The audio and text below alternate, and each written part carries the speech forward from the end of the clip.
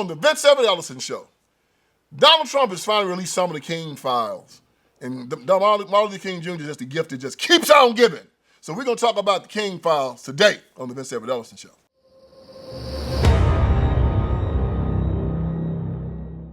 All right, let's get this thing started. MLK, what you going to say? Well, Donald Trump promised years ago, well, not years ago, when he finally got into office that, people were always clamoring about the MLK files because King's family believes that James Earl Ray was not the person that shot him. All right? So let me give you some background on this. King was shot April 4, 1968 in Memphis, Tennessee, on the balcony of the Lorraine Motel. Jesse Jackson put some fake blood on his shirt and went around telling everybody that Dr. King had told him to take over the civil rights movement after that. Andy, Abernathy, and Jose Williams. Those are the three that saw that body. Now listen to that. So I got in the yard and I was about to lose my cool because I was thinking if I could take some molecules out there and make me some guns and kill me some white folks. And one man said, now be cool.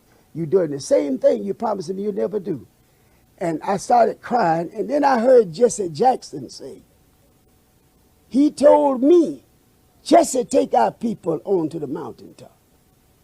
And that didn't bother me, even though I know Jesse got nowhere near him. And then Jesse said, I held his head in my hand while he died. And that didn't get to me. And then Jesse said, look at my shirt. And I looked around, sure enough, and Jesse Jackson's shirt was drenched in blood. And I realized the only way Jesse could have gotten that blood was stoop down on that floor at the Lorraine Motel and rake that blood off that floor and put that blood on him. And I went crazy. I really tried to kill Jesse. They grabbed us and all that, but that hurt me so bad. The other thing was, when Abernathy Knows came back, says no need of prayer, no need of crying, no need of nothing. He is going, it's over with. He's going to glory. And we called the meeting, the staff meeting, and Jesse claimed to have been ill. And Abernathy told him, Jesse, go ahead to the room and relax. Jesse had to have run like hell that room into that airport because he got out of Memphis to Chicago. All us feeling everybody was still in the motel. Cut the televisions on the next morning. That was Jesse Jackson in Chicago with that same bloody shirt on, telling that same lie. I've never respected Jesse since that moment. Just lying. So they buried Martin Luther King Jr., started looking for the killer. They find James Earl Ray.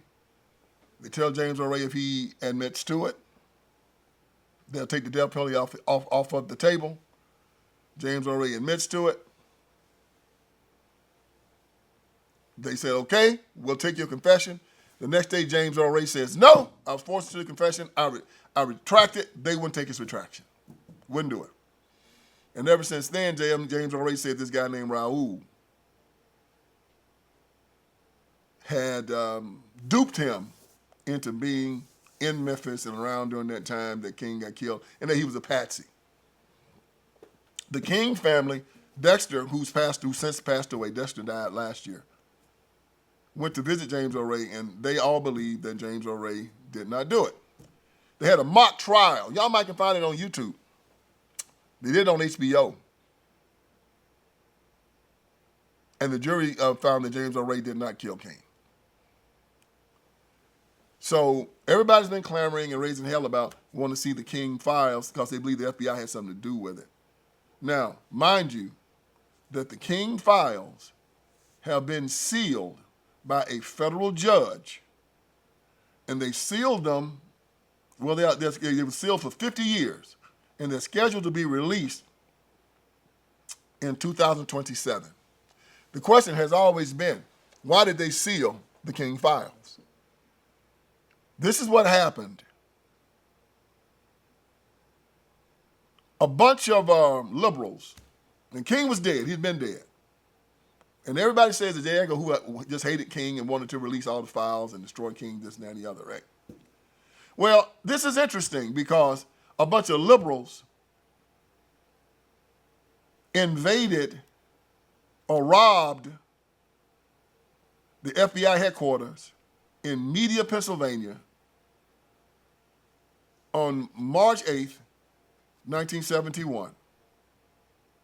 And in there they found the COINTEL files. In those files, they found all this mess on Martin Luther King Jr. It's the greatest heist you've never heard of, and one of the most important. Last March, someone broke into the FBI offices in Media, Pennsylvania, stole some records, and mailed copies of them around to several newspapers. Those records would help bring an end to J. Edgar Hoover's secret activities within the Federal Bureau of Investigation. He ordered his agents not only to expose new left groups, but to take action against them to neutralize them. Now, it's amazing that the FBI, they said the FBI tried to release it, and nobody would take it. But as soon as these liberals from Media, Pennsylvania released it, the Washington Post had no problem printing it. The COINTEL files showed all of this stuff about King's marital affairs and all of this mess. And King's people wanted those files destroyed. Wanted them burned. The judge said, no, I'm going to seal them for 50 years, and maybe in 50 years, everybody that's in these files will be dead. And then the American people can know the truth. And that's what happened. So for the last 50 years, people have been clamoring to see what's inside of these files. In 2019, Trump released a few files on JFK. And mixed in these JFK files was some King files. And David Garrow, a King biographer, he's written a lot of books on King, but one of his books, Bearing the Cross, won a Pulitzer Prize. So he looked through these files and found these Martin Luther King files, and come to find out Martin Luther King Jr. was doing a lot of dirty stuff. Found out that, and this was not released to the press. This came out by accident. That Gus Hall, the head of the Communist Party, said King was a communist. That Stanley Levinson said he was a communist. That he was getting money from the Communist Party. Yeah, he had 45 girlfriends. He was involved in orgies, all kinds of just nasty, nasty stuff. And so Trump said he's going to release the rest of them. He didn't release all of them because the King family started getting mad and said, you're trying to destroy my family, my father's legacy by releasing all of these private files. So I think what they've done, y'all, they've just released the ones on the assassination alone and not any of the private, because people try to say, Martin Luther King Jr., the FBI lied on King, and none of that stuff's true. Well, what they got are the tapes, and they got the transcripts of the tapes. So in 2027, y'all ain't gonna just hear or read the transcripts. You're gonna see the tapes that coincide with the transcripts. So if they got Martin Luther King Jr. getting down with somebody, they're gonna have the tapes of him also getting down with that person. Now, why is this, all this stuff in? Because I don't really think, and y'all, I'm not a lawyer, y'all might can check this out for me. I don't think you can really destroy government files. I really don't think you can. I think these things have to be saved in the National Archives. So if the government did it and recorded it, they have to be kept. Hoover and his guys are going to keep these things sealed and not let anybody hear about them. But then these idiots broke into the headquarters in Media, Pennsylvania, and got the COINTEL files and then gave them to the press. And then the press put them out. If it hadn't been for a bunch of liberals, you would have never known this about Martin Luther King Jr. It wasn't J. Edgar Hoover. It wasn't Republicans. It wasn't conservatives. It was a bunch of hippies that did this. Now, y'all always hear me talking about this, right? Y'all always hear me talking about this. And y'all always say, Vince Ellison just can't stand Martin Luther King Jr. Always trying to take Martin Luther King Jr. down. Vince Ellison make me sick. Vince Ellison tripping. No,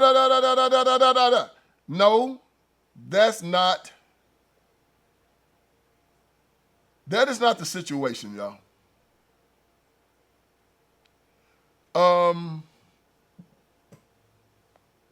Martin Luther King Jr.'s personal life is the least of what he's done.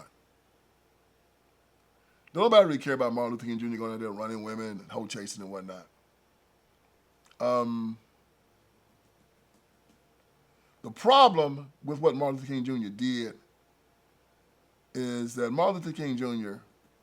lied Not so much about his private life. He lied about who he was. He was a plant. And let me tell you why I say that. Well, he was a plant, but he also had a very, very unchristian method.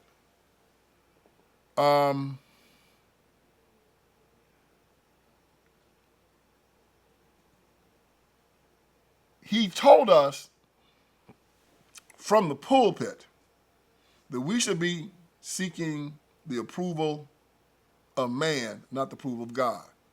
I mean, begging for a day that he won't be judged by the color of his skin. Begging to be included in spaces of white men who hated us. Begging.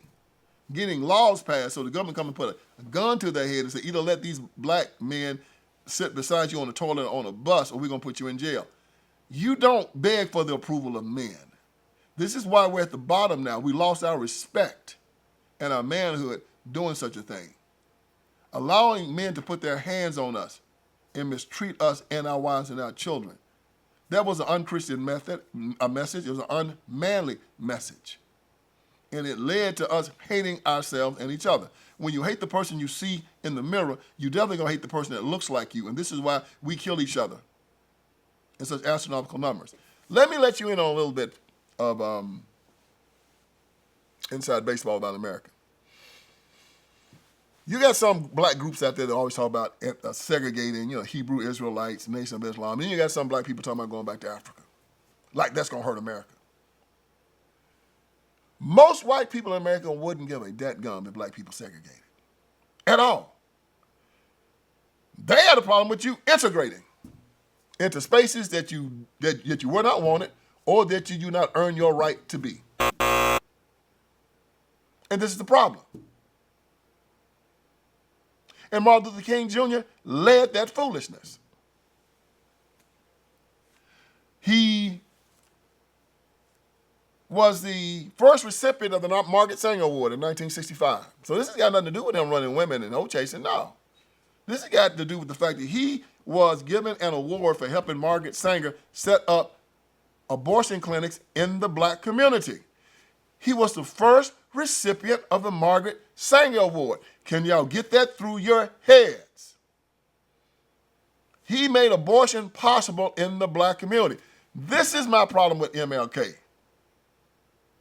I mean, him having orgies with 20, 30, 40 people, yeah, that's bad, but no, the 25 million black babies dead and 65 million white babies dead, he was the one that started this. Before Roe v. Wade was even passed in 1972, he was already setting the seeds for it. 65 million babies dead.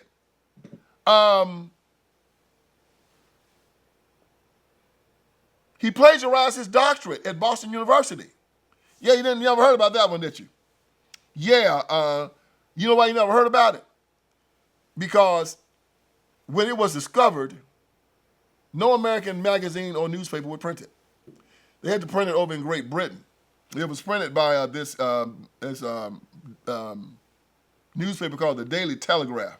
A guy by the name of Frank Johnson was the one that wrote the story. It was on December 3rd, 1989. And anybody else who they would have found that had plagiarized their doctorate to such an extent, Boston University usually took their doctorate away from them.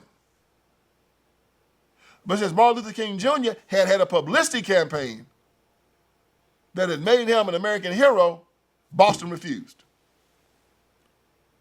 So they left it even though he didn't earn it. Now listen, this man was he was a fake preacher. He was a fake doctor. His doctorate was fake. So then he says he's a preacher. Okay. But in his papers, he said he denied the deity of Christ. He denied the virgin birth.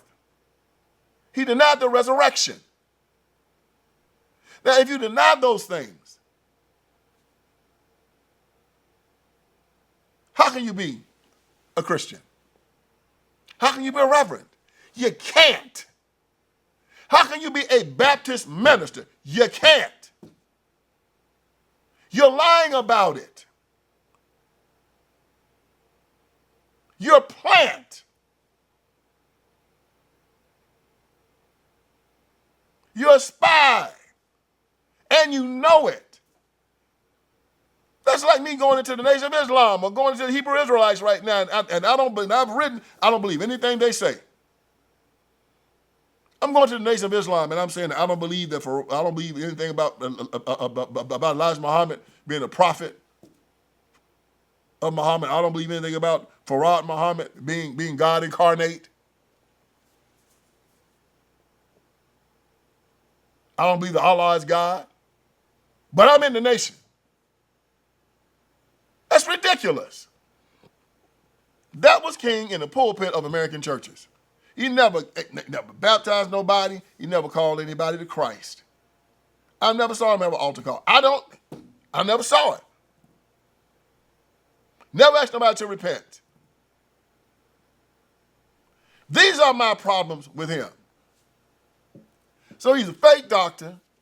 He's a fake preacher. He believed more in Gandhi than he believed in Jesus Christ. He tried to say that Jesus Christ, if he believed in Jesus, he believed in a historical Jesus, not the biblical Jesus. He didn't believe that Jesus was divine. He didn't believe that Jesus was equal to God. He didn't believe that he raised from the dead. He didn't believe he was born of a virgin. He believed that there was a historical person on earth that was Jesus Christ, and he liked how Jesus did his thing. He liked the way Jesus rocked. He believed that. But that's not what you believe as a Christian, and it's definitely it's definitely not what you're supposed to believe as a minister of the gospel. He believed in preaching the social gospel. The social gospel. Non-violence, non-Christian virtue.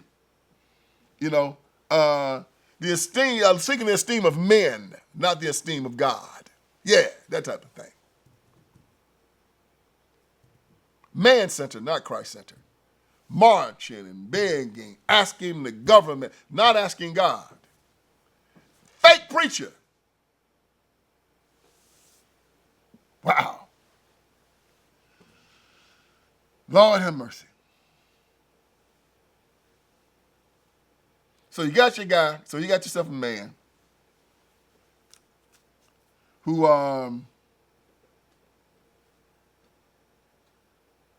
was fake preacher, put out abortion clinics, fake doctor, and then there's this thing that he was so debased that even Carl Rowan,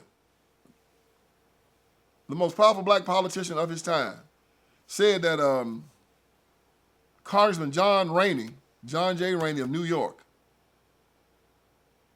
had heard a tape of Martin Luther King Jr. and his best friend, Ralph Abernathy, getting down. Now, I was always wondering why Ralph was running around with King all the time. Every time you saw a picture of King, you saw a picture of Ralph. And I said, boy, Ralph sure was a good friend. He sure was. You can Google it right now. Just Google, was Martin Luther King Jr. gay? And they'll talk about him and Ralph Abernathy. The last night he was alive at the Lorraine Motel. He spent it in the hotel room with Ralph Abernathy. They shared rooms and stuff together. I wasn't there. I didn't see nothing. All I can tell you is what Carl Rowan said.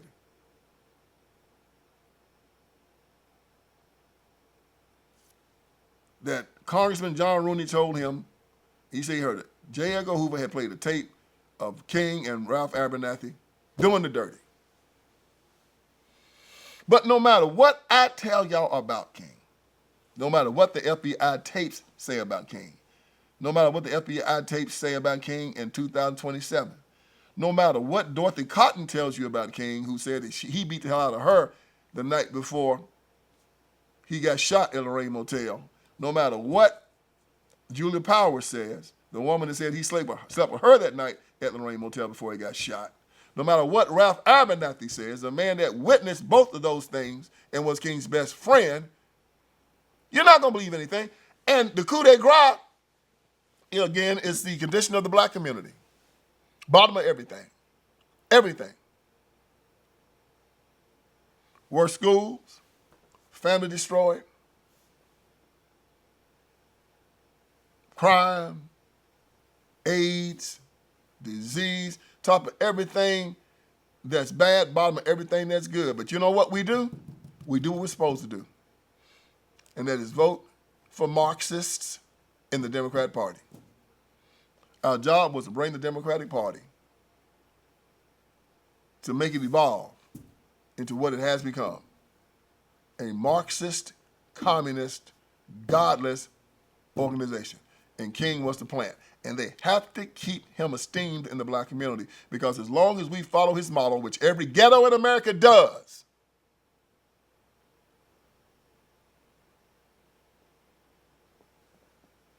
ask government, look for the esteem of man, follow apostate preachers, bow and scrape,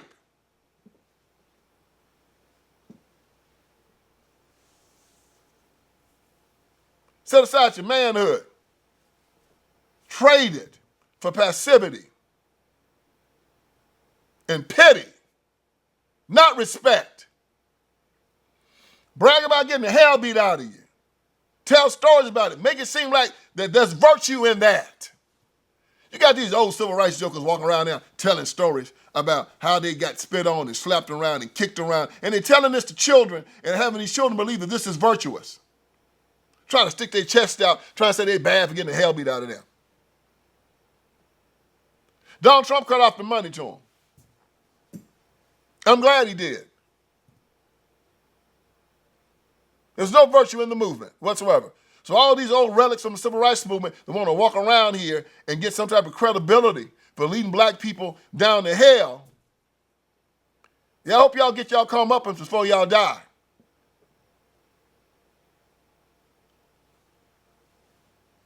So the King files are out. They're not going to shed too much light on anything. Because believe me, if what I know is true about the King assassination, y'all ain't going to never hear it. And I've been sworn to silence on it.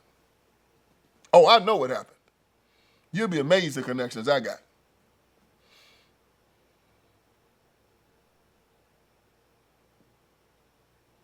I know what happened. Sit down and have a beer with me one day, I'll tell you about it. But the public's not going to know the truth about this. It's too dangerous. I can tell you this, FBI didn't do it. I'll tell you that.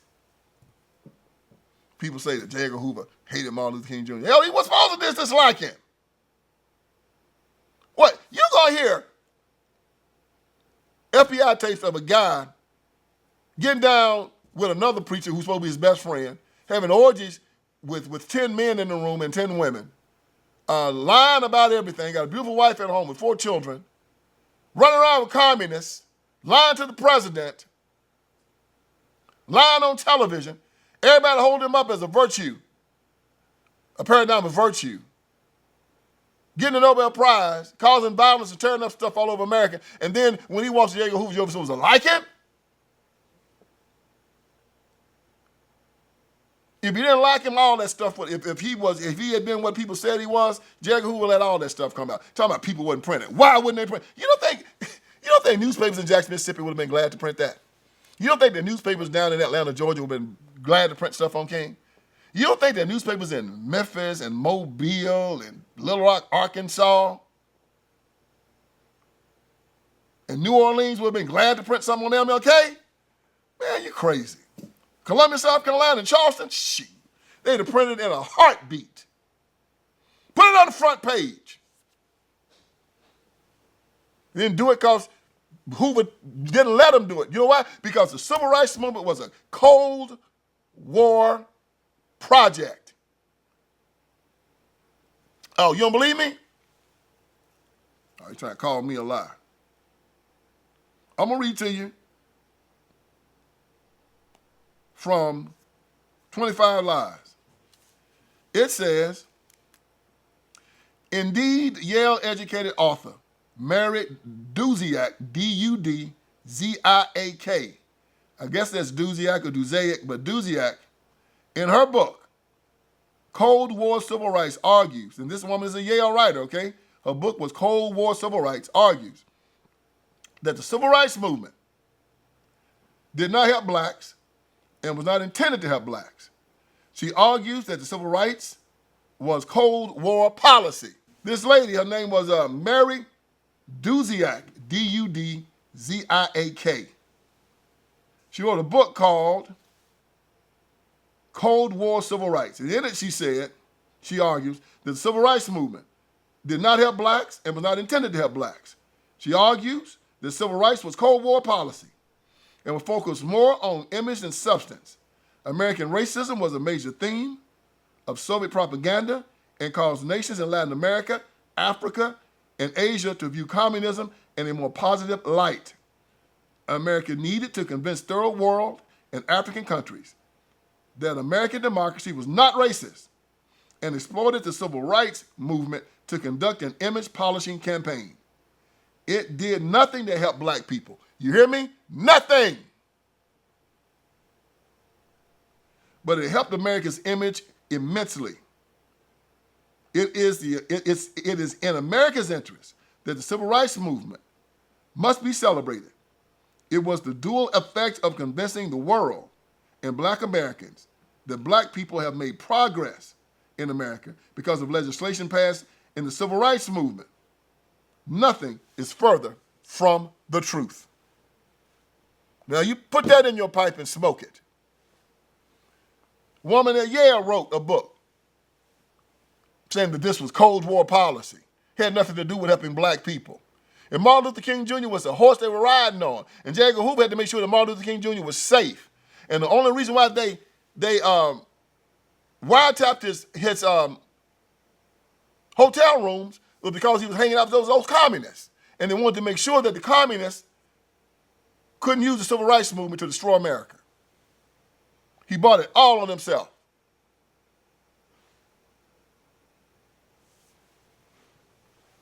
So again, y'all, to summarize, the King files are out. Y'all need to understand that Martin Luther King Jr. doing the dirty with a bunch of hoes is not the issue here. It's the last of it. It just reaffirms that he was no freaking good. The biggest problem with King is that he was a plant. Why? Because he was a fake preacher. Why was he a fake preacher? Because he didn't believe in the deity of Christ. He didn't believe in the resurrection. He didn't believe in the virgin birth. He never called people to repentance. Never baptized nobody. Never had altar call. He was a fake preacher, all right? Never healed the sick, never raised the dead, none of that good stuff. All right, fake preacher. He had a fake PhD. How do we know? Because he plagiarized his doctorate. What is plagiarizing? Copying it from somebody else. You didn't write it. How do we know that? Well, Telegraph magazine wrote a story on it on December the 3rd, 1989. Boston University usually takes away the doctorates of people who have plagiarized a third of their doctoral thesis. King did that. They did not take it away because they did not want to have a riot in America. So he's a fake doctor. He's a fake preacher. Also, he set up the Margaret Sanger Award. Well, he's the first recipient of the Margaret Sanger Award. So he brought abortion to the black community. And then you look at what we've wrought. We were on our way. From 1940 to 1960, we had the greatest reduction in poverty in the history of the world. After 1965, it flatlined. Now the black community is at the bottom of every socioeconomic statistic in the industrialized world. We do one thing and one thing only well, and that is we elect communists and Marxists to the Democrat Party. They've taken over the party, and now the party's trying to take over America. If you take over America, you take over the world. And he was a dupe. A useful idiot.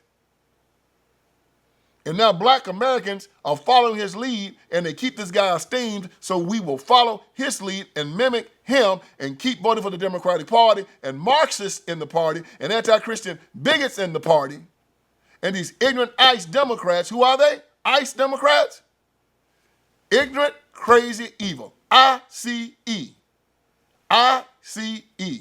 Not the good ice, but the bad ice. Let's do it before we leave. Ignorant, crazy, evil. Okay? Ignorant, crazy, evil. All right? Ignorant, crazy, evil. That's the majority of the Democratic Party. Now, I'm bringing y'all this today. It's going to be the last one I do on King for a minute. But I had to remind y'all that y'all always thinking that I'm messing with King because he liked to chase hoes. Yeah, you mad at King because he has some girlfriends? The man that's done good work. You wouldn't have nothing today without Martin Luther King Jr. I wouldn't have nothing today without Jesus Christ. And y'all make King y'all idol. The same way the communists made Stalin their idol and Lenin their idol. They got Lenin in a tomb in Russia right now, in Moscow. You can't even bury him.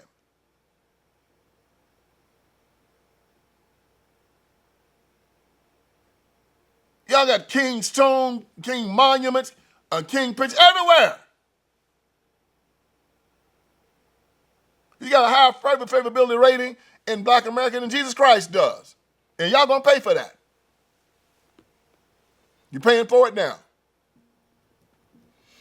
And this cult of personality has to cease. That jokers ain't ever met Martin Luther King Jr. gonna get mad at me because I'm telling you the truth on it. Hell wrong with y'all. Want to fight. Yeah, I want to fight, want to get mad.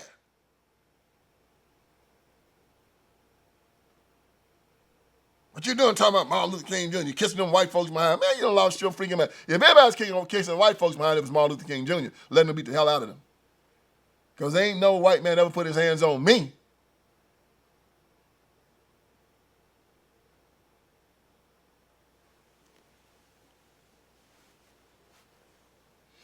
You people that follow them are comfortable with that. And I make you feel uncomfortable with it. Well, feel uncomfortable. You know why? Because I'm here to wake you up. I hope I did you some good today. So join me again for another edition of the Vince Everett Ellison Show. All right, friends, Vince Everett Ellison is here. I want you to go to my website. And on my website, you're going to see a lot of great stuff, man. You're going to see that we got t-shirts, we got caps. You got my books, my documentaries. You got all kinds of stuff on VinceSpeaksTruth.com. Go there. We're dropping new t-shirts. We're dropping new merchandise. My new book, The End of Tolerance, is there. The End of Tolerance. Make sure you get it. Make it #1. If you got my first 3, get The End of Tolerance. It's just as good. And it's telling us we have to end our tolerance with these leftists, these Democrats. We no longer allow them to sexually groom our children. We can no longer allow them to castrate little boys and call them little girls, run God out of the public square, take away our guns, take away our sovereignty. No longer allow it. So go on VinceSpeaksTruth.com. That is VinceSpeaksTruth.com. Hit merchandise. You'll see the t-shirts. You'll see the caps. You'll see the books. You'll see the documentaries. You'll see it all. And let's keep this ball rolling. God bless you.